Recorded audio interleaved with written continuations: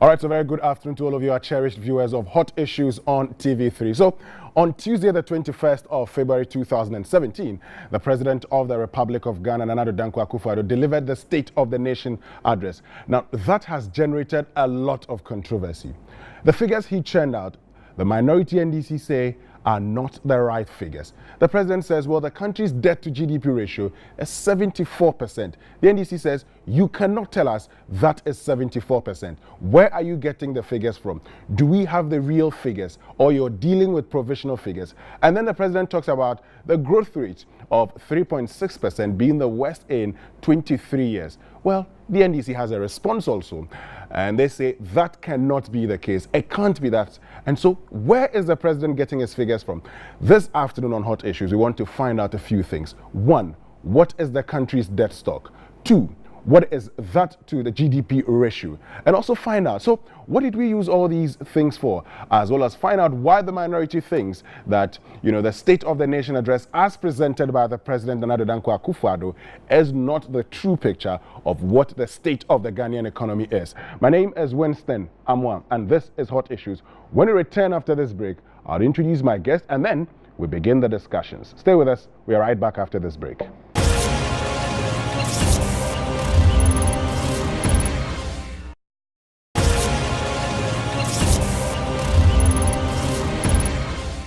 All right, so welcome back from that short break, and thanks for staying with us. My guest this afternoon is now the ranking member of the Finance Committee of Parliament. You can call him the spokesperson for Finance in Parliament on the minority side. And he is the Member of Parliament for Ejumako Enyen Esiam and former Deputy Minister of Finance. My guest, Cassiel Forson. Honorable, good afternoon, and thank you very much for joining us. It's great to see you. Great to see you too. Good. So, how are you coping? Life after, the finance ministry, now that you've left as deputy minister and you're out of the ministry. How's it? Thank you very much. Let me also say that it's an honor to be here. But I see myself even more honored to have the opportunity to serve at the Ministry of Finance for 4 good years under President John Dramani Mahama. I think life after the Ministry of Finance, once upon a time, waking up around 5 o'clock, getting to work between 6:30 before 7 o'clock, and all of a sudden your workload is very much reduced. I think you see yourself having a lot of time, and the question is how to put your time to good use to benefit the people of this country. We are still in government. Government is not only the executive. I'm a member of Parliament.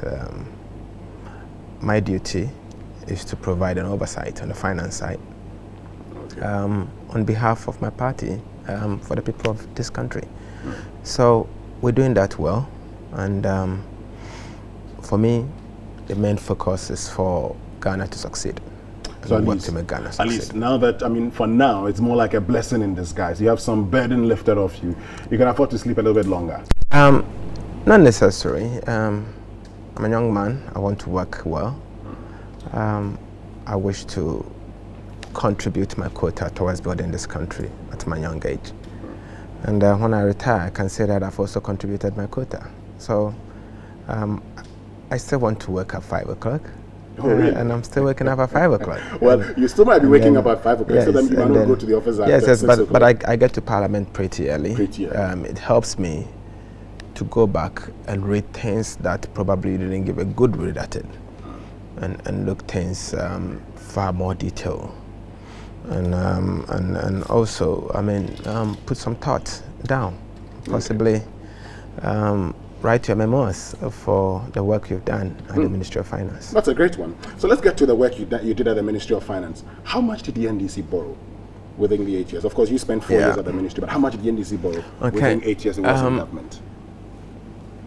You see, oftentimes we make mistakes by saying that one government borrowed A or B. Looking at how much the debt stock is today, it would be a mistake to say that, for instance, MPP at the time they were leaving left A. Today it moved from A to C, and for that matter, the difference between A and C, in the middle, the B, is what the NDC actually borrowed. Mistake. Mistake in the sense that don't give the value at the end. What do you do then? Because, and I say that because in between things happen, and for that matter, what you left behind or what you borrowed may have changed in value.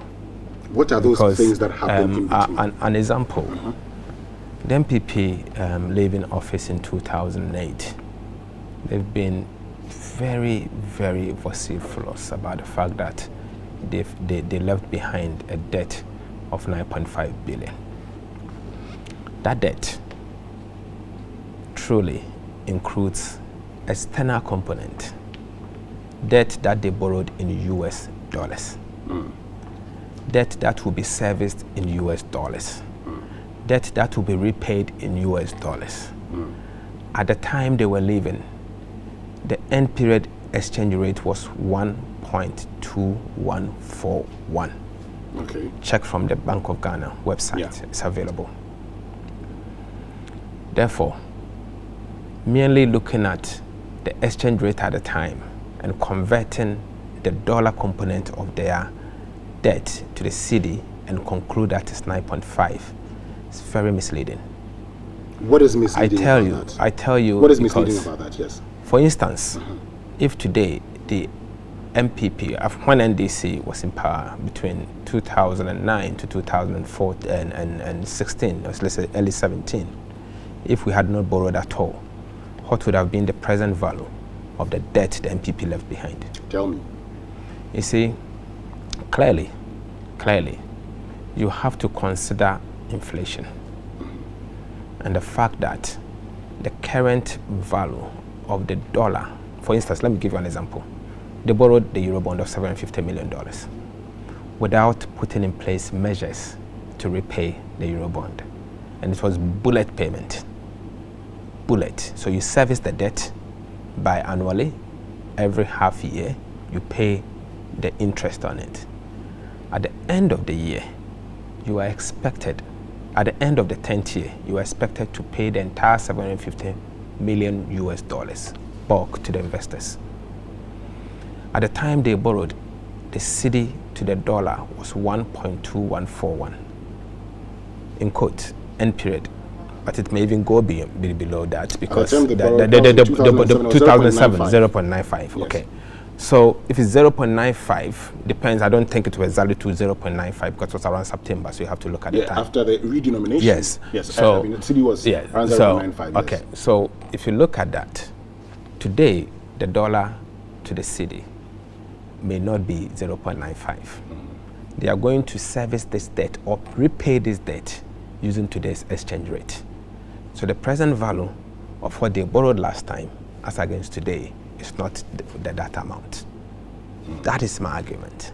And that is why it will be misleading for His Excellency the President to pick the 122 billion US dollars and conclude that because when they were leaving, the debt at the time they were leaving nominally was 9.5 billion, and therefore NDC borrowed 92% out of that debt, and the rest belongs to the debt is MPP. 122 billion. Yes.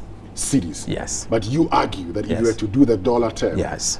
you'd realize that the NPP might have borrowed more. Yes. Excellent. Excellent. But your party also, at the time Dr. Bawumia said you had borrowed about $39 billion, argued based on the cedi term, Yes. and said you couldn't have borrowed so. Yes. You pick the cedi value and Yes. say, well, our total debt stock is this amount, so it could only have been that, Yes. 26 billion at the time. When he told you that... No, that is why... When he told you that it was 39 billion, you disputed it. Yes, that is why I started when you asked me a simple question, that how much the NDC borrowed. I said it would be a mistake to look at what we left, what we came to meet and where we left, and conclude that the middle is what you borrowed. And that is the analysis Dr. Bawumia did. Today, Ghana's debt to GDP, Ghana's debt, if you express it in US dollars, is 28 billion. It is far away from the 39 billion Dr. Bawumia is talking about. You understand? And that is where my argument is. Good, and that is so where, I'm telling you. And that's where the NPP also comes in and says that now, I mean, that's a selectivity you're talking about. Yes. And it's the same thing you did, you're also doing here. And I tell you what, Dr. Bawumia argues that there were times you borrowed money. You borrowed $1 billion. At the time, the cedi was 2 to $1. Yes. So if you were to convert it in cedi terms at the time, you would have borrowed 2 billion Ghana cedis. Okay, and so if he goes for everything, he says it is 39 billion. No. If you look at it now, hold on a minute. If you look at it now, okay, for instance, let me give you the same thing. At the time the NPP was leaving office, it was probably around $10 billion, right? $10 billion. No. Hold on. Per the calculations we are doing. No, per the calculations we're doing here, when they were leaving office, yes. the debt in US dollars about $7.8 billion. About $7.8 billion. Now, if it was $7.8 billion, if we were to pick the same figure now, how much would that be? Okay. So if you take the $7.8 billion and today's debt stock, you will notice that the debt stock has moved from 7.8 billion to about 28 billion. Okay. You can strike the difference between the two and say that the NDC borrowed A. Okay. Clearly, I will have no argument with you. Okay. But in the case of Dr. Bawumia, when he was looking clearly at the time we borrowed the money, convert it, whether it's cedis, convert it in US dollars at the time and draw a conclusion. That's also selectivity. That is what I'm talking about. It has no place in debt management. It has no place in modern day economic management. Nobody uses that. We have a standard way of calculating public debt. Standard, accepted by the world. It's a world practice. IMF uses it, the World Bank uses it, and nobody does that kind of analysis. And that is why what we are saying is that clearly, that point the MPP is raising doesn't exist. In fact, by merely picking the cedi equivalent of the time at the time when they were leaving and drawing a conclusion that that is what they left behind nominally, as against what we have left behind by saying that, hey, MPP, we borrowed only 8% of today's debt stock, and NDC added 92%. We cannot accept But unfortunately, it's the same thing that the NDC does when it comes to, the debt stock. Because I have not done that. Well, you've not, but yes, but that is exactly what I'm telling you. But I've heard the NDC do. Even the president has done that before. Because if you look at, and I point the fact again, that Dr. Bawumia goes to pick all the debt agreements, the loan agreements, and does the calculation. And you realize that at the time that they were being borrowed, some of them the cedi was to $2 to $1. If you look at it right now, like we've just told you, for instance, if you were to look at the debts now, okay, so the NPP tells you, I'm just using the NPP's example, they tell you, okay, so we've borrowed 9.5 billion Ghana cedis. Yes. The 9.5 billion Ghana cedis the NPP is talking about now, okay, they've gone for the cedi value. If they go for the dollar value, which is about 7-point-something billion at that time, it was what? 9.5 billion. If we bring it now, it becomes what? About 28 billion. Okay, let me take you through. And that's the reason why he also at the time, I'm just drawing a point. He at the time accused you of being selective, and you're accusing them now of being selective. It's as though when that tables shift, then the politician changes how he sees things. You see, where I'm coming from, it's not the fact, it's not me being selective or asking them to be selective. I'm being honest. I'm telling you the world practice, how we calculate debt, how multilateral institutions and bilateral institutions calculate public debt. It is there for everybody to check. Clearly, if I go for a loan today, you would think that probably I've gone to Parliament, whether a commercial loan, a bilateral or multilateral loan, I've gone to Parliament to get approval. You would think that probably I've said I'm going to borrow $250 million, and you are giving it today's value. You make a mistake, because that loan probably will have to use 2-3 years to draw down. 2-3 years to draw down. In some cases, even those ones that you have actually borrowed, you won't draw down everything before the loan, before you finish the project. So you have to agree with whoever you borrowed from and say that, hey, the difference, you are not taking it anymore. Or in some cases, look at the CDB facility. We went to Parliament, all right. We had an agreement with the CDB to have up to $3 billion US. As we speak, we've not drawn down 3 billion. We've drawn down just above $1 billion US. So by merely picking 3 billion because it's gone to Parliament, give it a value, add it to the debt stock, and say that, conclude that we have 39 billion, we borrowed 39 billion. It's very misleading. Good. So very misleading. If I were to take the cedi value and say 9.5 billion, 122 billion now, would I be right if I say the NDC has borrowed about 92% of the debt? you will be misleading your viewers. How would that amount to misleading? You'll be misleading your viewers in simple terms. Remember that when MPP left office, that 9.5 billion US dollars had a foreign component. That foreign component had a local component also. And had a local component. Even the local component, you have to deflate it using inflation and deflate it and give it today's its value would have gone down by now. Yes, not only going down, depending on the situation. So what I'm saying is that you have to look at it. You have to look at it and then deflate it and give it today's value.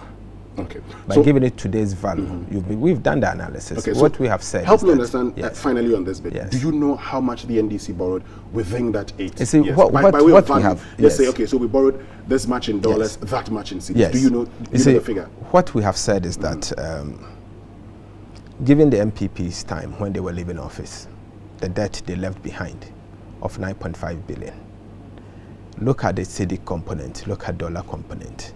Let's assume that we are using exchange rate, simple exchange rate instead of inflation to give it a value. We deflated it using the dollar. We arrived at 7.8. End period, using end period, what do you call it, exchange rate of 1.2141. As of December, when we're leaving office, the exchange rate was 4.181. Give the 7.8 a value, you will realize that the debt that they left behind in today's value has come to about 36 billion. That 36, when you express it as a percentage of what we've left behind of 122 billion, you will notice clearly that it's not correct that we borrowed 92% as the president put it. Indeed, the MPP left behind 26% of today's debt stock. But let me also tell you, it is also misleading to conclude that the MPP only left the 9.5 and they only borrowed 9.5 billion. They may have left 9.5, but they may not borrow 9.5. How much did they borrow? But let me tell you something. You remember, under the MPP, they were lucky to have the HIPIC reliefs, MDRI reliefs coming in, multi-donor relief initiative from the World Bank and HIPIC from the IMF. The two put together, they had reliefs of almost 4 billion US dollars coming in. These reliefs were ideally would have gone to borrow, so that would have been a debt. So the reliefs came into the economy. Number two, let us those also reliefs they would argue. Yes, those yes, reliefs they yes, would argue yes.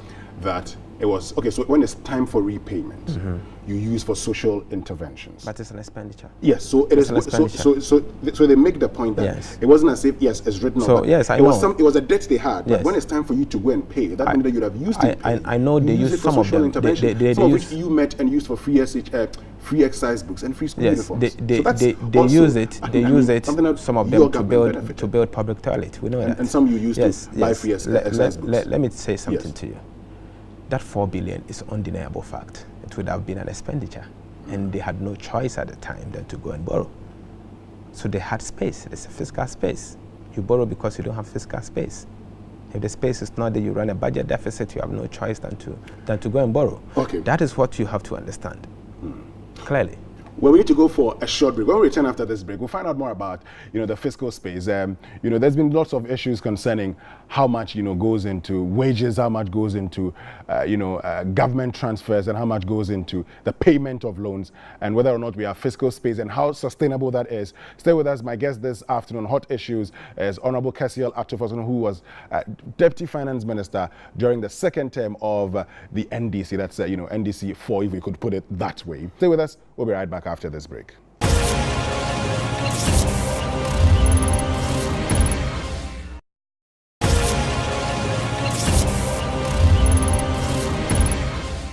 All right, so welcome back from that short break, and thanks for staying with us. This is Hot Issues, and my guest this afternoon, former Deputy Minister of Finance, Cassiel Forson, and also who is the Member of Parliament for Ejumaku Enyan Esiam constituency in the Central Region. But I just listened to what the President, Nana Addo Dankwa Akufo-Addo, said, in a State of the Nation address, and then we'll come back in studio and continue with the discussions. We'll get some more reactions from Honorable Cassiel Forson. The economy of our country is in a bad way. You would recall that notwithstanding the fact that the previous government had more than 10 times the financial resources than any other government since independence.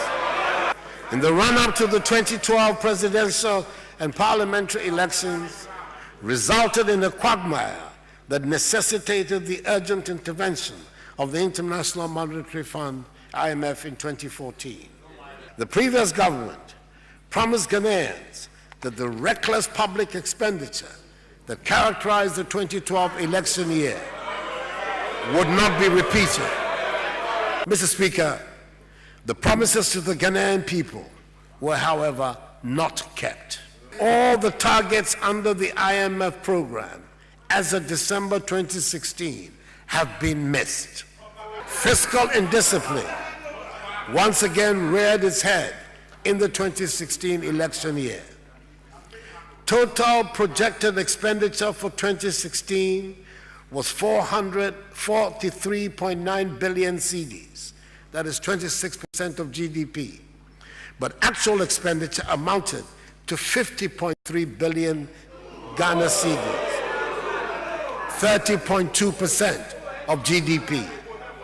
It appears from what we are finding out that some 7 billion cedis of arrears and outstanding payments circumvented the very public financial management system that was put in place to prevent such occurrence. Mr. Speaker, the combination of higher expenditures and lower revenues than projected resulted in a significant increase in the budget deficit for 2016. As compared to a target of 5.3% under the IMF program, the fiscal deficit for 2016 was 9% of GDP on a cash basis and 10.2% of GDP on a commitment basis. That is, on the basis of expenditures undertaken but not yet paid for. It should be recalled that at the time Ghana entered into the IMF program to restore fiscal discipline, the fiscal deficit was 10.2% of GDP. It is very clear, therefore, that the objectives set out in the program have not been achieved. Mr. Speaker, the increasing fiscal deficits were financed by increased borrowing. As at the beginning of 2009, Ghana's total debt stock was 9.5 billion cedis. By the end of 2016, the debt stock has ballooned to 122 billion cedis. Ghana's debt stock now stands at 74% of GDP after all the previous denials to the contrary. Mr. Speaker, more debt was accumulated by the previous government in the last 8 years than all other governments put together since independence. In fact, 92% of Ghana's total debt stock was incurred in the last 8 years under the previous government. The interest costs on this debt have also increased and will amount to an estimated 14.1 billion cedis in 2017. Today, as a result of policy choices, we find ourselves in a situation where Ghana's total revenue is consumed by three main budgetary lines: wages and salaries, interest payments and amortization, and statutory payments. These three items alone account for 99.6% of government revenue. Okay, so that's the President Nana Addo Dankwa Akufo-Addo talking about, the country's total revenues that we generated as well as expenditure, what we budgeted for, and the actual expenditure. I'll just take your reaction briefly on, some of these figures where he talks about, the growth rate and everything. Then we continue. Your reactions, basically. Thank you. What he talked about, particularly relating to the fact that the expenditure moved from 43 billion to 50 billion, We have served notice in Parliament that we are waiting for the budget statement to come and confirm these numbers. Because we know, why are you waiting for the budget statement? Because we know for sure that we did not exceed our appropriations. We know for sure at the time we were leaving the office, expenditure, and he used the word total expenditure, and he said it's 9%. I don't know the nominal GDP is actually getting the 9% from. If it's 9%, then my calculation does not give me, based on the nominal GDP that I know. So let us wait for the budget statement to come. It's only Tuesday, Thursday. What is your calculation? Look, so I'm saying is, I want my viewers to understand. Yes. What is your calculation? You see, what we know, what we've seen clearly, is that the MPP is trying to establish a 7 billion expenditure.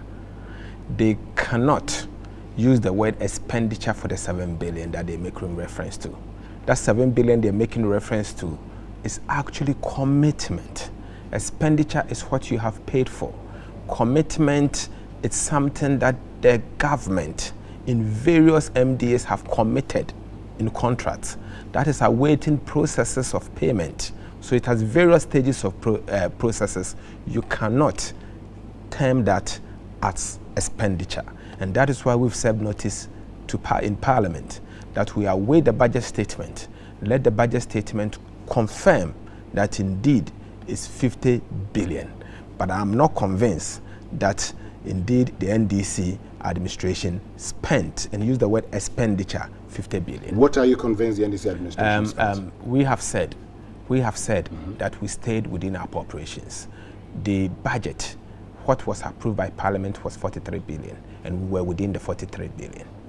You didn't go outside the 43 Not at all. billion. We were within the 43 billion. We'll wait for the budget statement. I don't want us to go deep into this. Let's wait for the budget statement. It's another topic from Thursday, and maybe we can have a discussion on that on Thursday. He also talks about the growth rate. Yes, he talked of growth. He talked of growth. Worst in 23 years. Yes, he talked of growth. But let me first of all correct that. 3.6 is provisional. It cannot, the president cannot be emphatic. It's estimated. Yes, no, he never said that. Well, that's what No. Can you play it back? In reading, hold on. Please. I have a copy of the State of the Nation. Yes, you check it, estimated. Yes. No, please. Oh, we could just... Please, we could just check you can check it. Yes, you can check it. He what never I used read the word was estimated. He said, no, please, don't read read for the president. No, don't speak for the president. I don't know you to be a spokesperson of the president. I am not, but yes. that's what I read. So what I'm telling you is that I've also read. Yesterday I took a debate on it. I presented his own State of the Nation. I referred to the paragraph, what he said.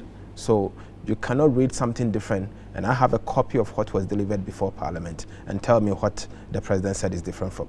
The president was emphatic of 3.6%.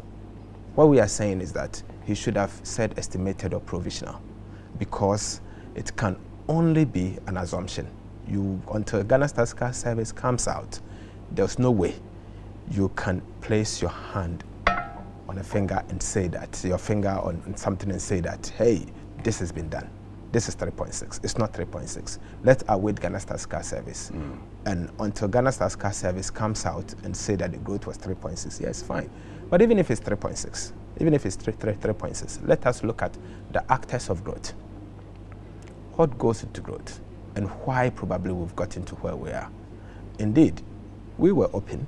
We came out to say that one of the major drivers of growth, oil, the oil production, we are aware that the FPSO suffered some setback. The terrain bearing of the FPSO developed some fault, and therefore it affected the revenue and affected the output, total output. So it's not only affecting revenue, it's affecting output. So you notice that what we projected in terms of revenue, and it talks about the fact that we could not achieve revenue. Yes, we could not achieve revenue. Various reasons. One is on account of oil not actually performing because the FPSO developed fault. This is what we are saying. In terms of growth, we are seeing that growth slowed down because in terms of production from oil sector, it wasn't performing. You see the oil sector growth actually declining on the back of that because we couldn't get the production that we have estimated to have. These are various reasons. They are exogenous, they are external. It is outside the control of me and you. I can go and fix the FPSO. It takes time. It takes the engineers to work on it.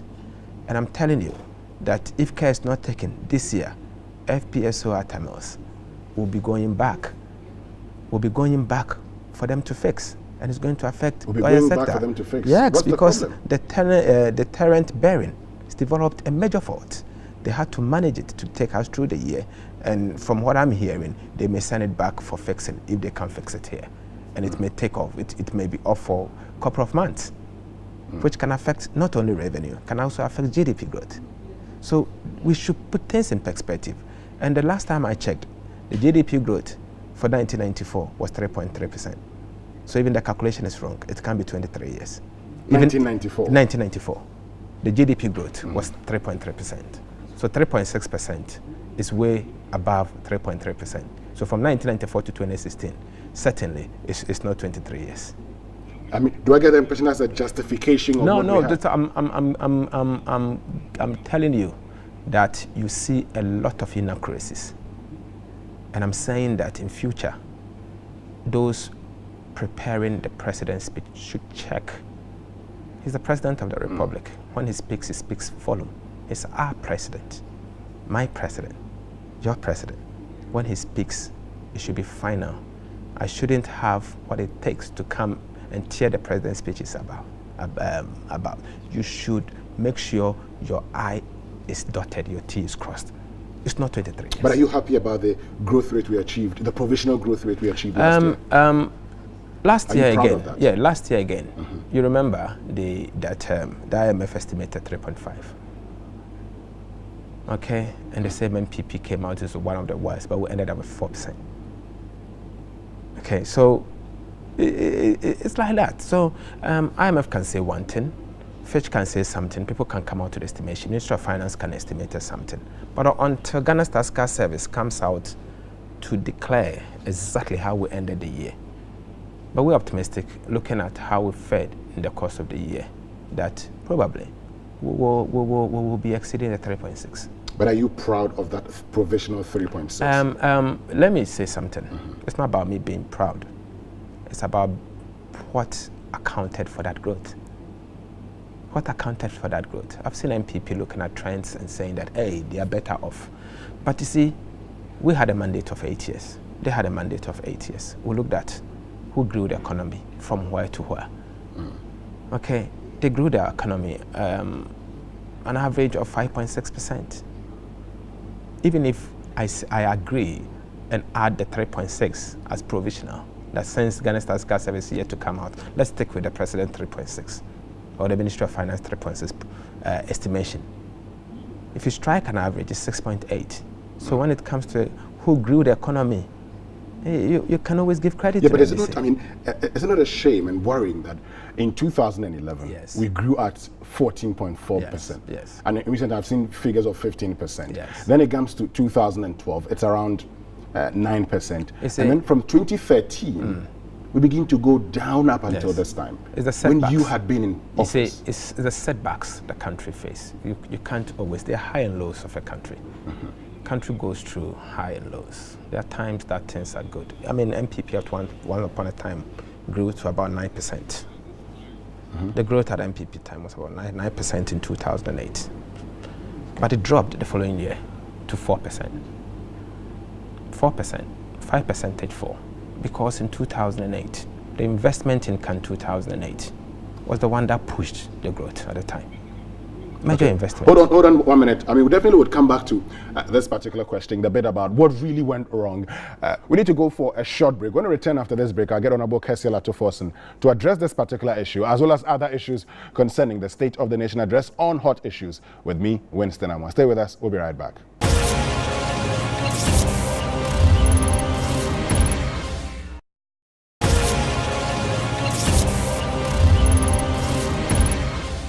All right, so welcome back from that short break, and thanks for staying with us. I still have here with me Honorable Cassiel Forson, former Deputy Minister of Finance and Member of Parliament for Ejuma Huenyanesiam constituency in the Central Region and the Minority Spokesperson on Finance. So yes, you were explaining 14.4%, some have said 15%, it gets to 9%, and then we move, I mean, in 4 years, we're at 3.6%. Clearly, we haven't done well. You see, you can just sit at one place, at your corner, and say that we haven't done well. But of course, we haven't. The figures say we haven't done well. You can just look at it and conclude. But let me let you know that there are certain factors that drives growth. You see, some of them are external shocks. Some of them are internal shocks. A major shock that we've seen in recent years was the energy crisis. Okay, the NDC, we've been very out to explain the major causes of the energy crisis. Was that not self-inflicted on ourselves? Self-inflicted, it depends on the investment you put in. You ask yourself, how much did MPP put in the form of investment during the 8-year rule of MPP? For that matter, where we are. You ask yourself, how much investment has the NDC put in place in the way of energy generation? And who is at fault? We are not here to apportion blames. But let me tell you that it's not fault of the NDC, because we had a crisis, we had to deal with it, and we dealt with it. That energy crisis, more or less, caused a major growth setback. The services sector started suffering, and it drew back some of the gains. So it is not new. It is not new that we are seeing what we are seeing. But as I said, countries go through major setbacks. There are high times and low times, even in lives. The world is not smooth. It happens. But don't judge me during my low time alone. Judge me in my high times and draw an average over the 8 years, what I managed to do. Well, except that in your case, you're Deputy Finance Minister. Yes. And from 2013 yes. To 2017. Yes. And so if I were to judge your performance, I probably would look at from that period till now. Oh, yes, yes. And I would be wrong if I were to do so. Nothing stops you from doing that. But you can't also judge me wrong by saying that I failed to put the investment in place in the oil sector, in the energy sector, particularly to deal with the doomsday situation we experience. You can't fault me. You have to fault the MPP. You ask yourself, what sort of investment do they put in place? Successive government, fault them. Don't only look at the current situation, but look at what actually caused the current situation and fault them. But they would argue they put, yes, of course, from 2007 they put investments in place, some of which you came to complete as a government. But the question is, one investment, is that good enough? And so in that situation, is that good enough? In that situation, for instance, if they put investments in place, you came to commission some of them during the reign of Professor Atta Mills. Yes. And then moving forward in his last term, in his last year, well, after his demise, we have a challenge of, power crisis. Who do we blame? So I'm asking you, whether the investment they put in place is enough or not enough. I don't think it's enough. It's woefully inadequate. Okay, well, but let me also say something. We were here when we noticed that the West Africa gas pipeline that was put in place, the gas is not flowing. And for that matter, some of the thermal plants were also not coming on stream. Asogre in particular. So if it's not coming on stream, and I didn't break it, it's not President John Dramani Mahame's administration that used the ship to break. But you had to fix it. It's not up to us, West Africa gas pipeline. Yes, but we're shareholder, so it's been fixed. Yes, so and it's fixed. But the question is that force majeure, something has happened. Exactly, but for me, and when it happens, it's a shock. Yes, but for me as a citizen, because I have voted for a certain party to govern, I would look at that party and say, you know what, you're supposed to fix it. Like, Akufo-Addo said in 2009, and he's being told the same thing today. Fix them, do not complain, do not tell me why things cannot be done. Tell me how you have fixed them. But we need to move on to another issue, one, controversial issue. They ask, why are the projects? What did we use the loans for? You live in Accra, don't you? Yes, I live in Accra. You've been around in the country. The loans are the investment in your future. Share some of them with me. I give you an example. Where are we? Kanda, Just go back there. Look at Circle. You see the interchange there. That is part of your loan. You go through the city of Accra, you see asphalt, major places. That is part of it. Go to Flowerport. You've been to Spinters Road recently. There's a road connecting Spinters Road all the way through Bema Camp to East Traffic. It's investment in your life. It's part of your loan. You've seen Ghana Gas. You know what it's doing today. Ghana Gas today is helping me and you to get power. That is a reality. It's part of your loan. You've gone to Commander Sugar Factory. It's investment there. It's your loan.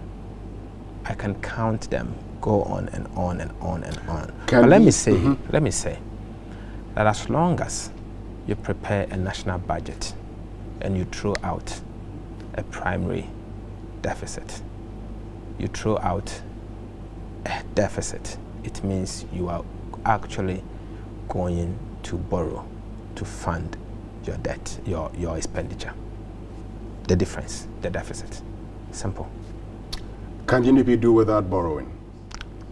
I don't think so. They have no choice. The president said it is not sustainable. Oh, the president can say it's not sustainable. I agree with him. Borrowing is not a sustainable way of running a country. But let me say that based on the promises that he has actually given to Ghanaians, I think that what he himself called unsustainable, he cannot sustain it. Cassiel Forson, thank you. Thank you very much for joining us. Thank you. All right, so that's all from us this afternoon. Hot Issues on TV3. Thank you so much for joining us. And of course, thank you also, Honorable Cassiel Forson, former Deputy Minister of Finance and Member of Parliament for Ejuma Kwenye Nisiam constituency and the Central Region and Minority Spokesperson on Finance. My name is Winston Amwa. Do have a lovely weekend and don't forget to join me on Monday on Sunrise on 3FM 92.7 from 5:50 to 10 a.m. I'll see you next week.